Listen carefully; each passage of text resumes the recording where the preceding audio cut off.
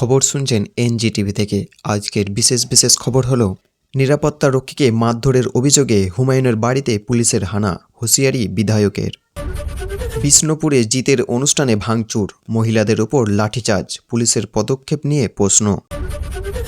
Guarantee ছাড়াই লক্ষ লক্ষ টাকা ঋণ দিচ্ছে পশ্চিমবঙ্গ সরকার, সতর্ক করল পুলিশ। ক্যানিংয়ে থানায় কোয়ার্টারে মহিলা হোমগার্ডের ঝুলন্ত দেহ, পুলিশের বিরুদ্ধে অভিযোগ পরিবারের। তালিকা প্রকাশ না করলে কান ধরে ক্ষমা চাইতে হবে, এসআইআর নিয়ে নির্বাচন কমিশনকে তোপ অভিষেকের। বাংলাদেশে অবৈধ অনুপ্রবেশ ভারতীয়দের, দুজনকে আটক করল বিজিবি। মমতাকে বাংলাদেশিরাও ভরসা করে, সৌগত রায়ের বক্তব্যে উত্তাল রাজ্য রাজনীতি। এবার হিজাব বিতর্ক যাদবপুর বিশ্ববিদ্যালয়ে, মুখ খুললেন অভিযুক্ত অধ্যাপিকা। এতক্ষণ শুনলেন সংবাদ শিরোনাম, এবার আসছি বিস্তারিত খবরে। রবিবার ফের আলোচনায় উঠে এলেন তৃণমূলের বহিষ্কৃত বিধায়ক হুমায়ুন কবির। মুর্শিদাবাদের শান্তিপুরে তার বাড়িতে পুলিশ পৌঁছানোকে কেন্দ্র করে নতুন করে বিতর্ক তৈরি হয়েছে। সূত্রের দাবি, ভরতপুরে বিধায়কের ছেলের বিরুদ্ধে এক নিরাপত্তা রক্ষীকে মারধরের অভিযোগ ওঠে। সেই অভিযোগের ভিত্তিতেই পুলিশ হুমায়ুন কবিরের বাড়ি যায়। তবে এই ঘটনার পাল্টা প্রতিক্রিয়া জানিয়েছেন জনতা উন্নয়ন পার্টির প্রতিষ্ঠাতা হুমায়ুন কবির। তার অভিযোগ, ওই নিরাপত্তারক্ষী নিজেই পুলিশের বিরুদ্ধে দুর্ব্যবহারের অভিযোগ তুলেছেন। রবিবার পুলিশ বাড়ি পৌঁছানোর পর সংবাদ মাধ্যমের মুখোমুখি হয়ে কড়া বার্তা দেন হুমায়ুন কবির। তিনি বলেন, শান্তিপুর থানা ও জেলা পুলিশের একাধিক গাড়ি তার বাড়ির আশেপাশে রয়েছে। হুমায়ুনের হুঁশিয়ারি, তার বাড়িতে স্ত্রী ও পুত্রবধূ ছাড়া আর কেউ থাকেন না।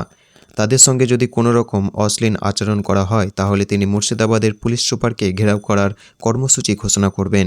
তিনি জানান, প্রয়োজনে ঘণ্টা দুয়েকের মধ্যেই সেই সিদ্ধান্ত প্রকাশ্যে জানাবেন। ছেলের বিরুদ্ধে মারধরের অভিযোগ প্রসঙ্গে নিজের বক্তব্য ব্যাখ্যা করেন ভরতপুরের বিধায়ক। হুমায়ুন কবির জানান, তার 3 জন নিরাপত্তা রক্ষী রয়েছেন এবং প্রত্যেকেই মাসে নির্দিষ্ট সংখ্যক ছুটি পান। কিন্তু অভিযোগকারী নিরাপত্তা রক্ষী কোনো রকম পূর্ব অনুমতি না নিয়ে ছুটিতে যাওয়ার সিদ্ধান্ত নিয়েছিলেন বলে দাবি তার। এছাড়াও হুমায়ুনের বক্তব্য, অনুমতি ছাড়া ওই নিরাপত্তারক্ষী তার বাড়ির অফিস ঘরে ঢুকে পড়েছিলেন। সেই কারণেই তার ছেলে তাকে বাইরে নিয়ে যান। তবে মারধরের অভিযোগ তিনি সম্পূর্ণভাবে অস্বীকার করেছেন। পাশাপাশি তিনি বলেন, পুলিশ চাইলে তার অতিরিক্ত নিরাপত্তা তুলে নিলেও তার কোনো আপত্তি নেই।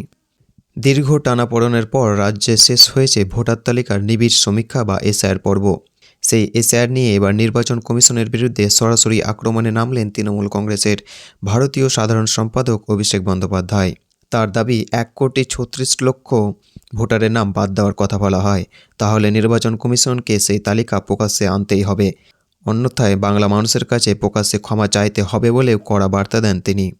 এখানেই থেমে থাকেননি অভিষেক। নির্বাচন কমিশনকে কার্যত নিশানা করে তিনি বলেন, গত নভেম্বরে তৃণমূলের প্রতিনিধি দল দিল্লিতে গিয়ে যে 5টি প্রশ্ন তুলেছিল তার কোনো উত্তর এখন পর্যন্ত দেওয়া হয়নি। সেই প্রসঙ্গে মুখ্য নির্বাচন কমিশনের ভ্যানিস বাবু বলে কটাক্ষ করেন অভিষেক। একই সঙ্গে হুঁশিয়ারি দেন, সংশ্লিষ্ট 1,36,00,000 ভোটারের তালিকা প্রকাশ না হলে দিল্লি নির্বাচন কমিশনের দপ্তর ঘেরাও করা হবে। শনিবার সাংবাদিকদের মুখোমুখি হয়ে পরিসংখ্যা তুলে ধরেন অভিষেক বন্দ্যোপাধ্যায়। দাবি করেন, ভোটার তালিকা থেকে নাম বাদ যাওয়ার প্রতিবাদ একমাত্র তৃণমূল কংগ্রেসই করেছে। তার দাবি, অন্য রাজ্যের তুলনায় বাংলাতে নাম বাদ পড়ার হার সবচেয়ে কম। উল্লেখ্য, এসআইআর পর্ব শেষ হওয়ার পর শনিবার থেকেই শুরু হয়েছে শুনানি। সেই শুনানিতে রাজ্যের একাধিক সংসদ ও বিধায়কের পরিবার সদস্যদের ডাকা হয়েছে।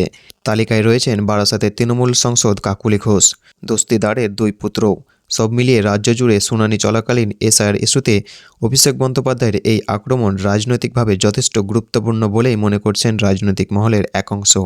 এতক্ষণ শুনলেন বিস্তারিত সংবাদ। আজকের মতো সংবাদ এখানেই শেষ হলো।